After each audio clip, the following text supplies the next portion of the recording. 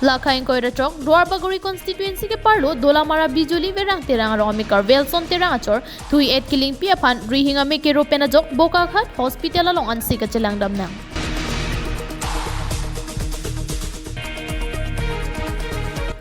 Bang so puthak herang ke pen birta ke longa tengke rihing ameh ari ke pona bang check pen sa anu jok khasemar nonar bi ke janga pora hut anu jok bang krep hitlo ki kerap hit rihing ameh ar chok sang pi Thuiet Kilingpi bang thang chini ne pen katerek je aphan pura ar chok ing turdam lo bonta check ar chok pusitami ke cham wok pen ar chok long rihing ameh mati karen ki dun je chok Thuiet Kilingpi aphan bang ke rihing ameh mati karen ing sip det lo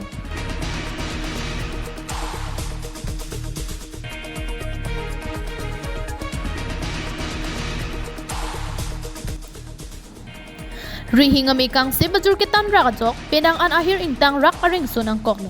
bonta kopai ki mi ajok nona mat achithian ki dolang lapuson ki phok ke thek dun long pen si kachelangji aphan tong sikot pen Bokakhat hospital along an pondo bonta ladak un e pajok jorhar hospital along an si chelang dam nang koklo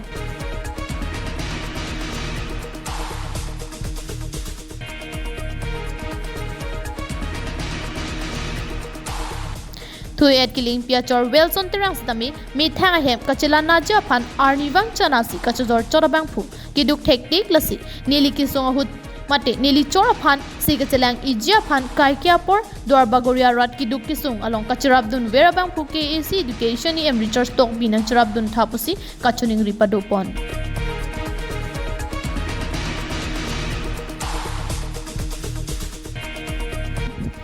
during Pen Thompson terang KTV News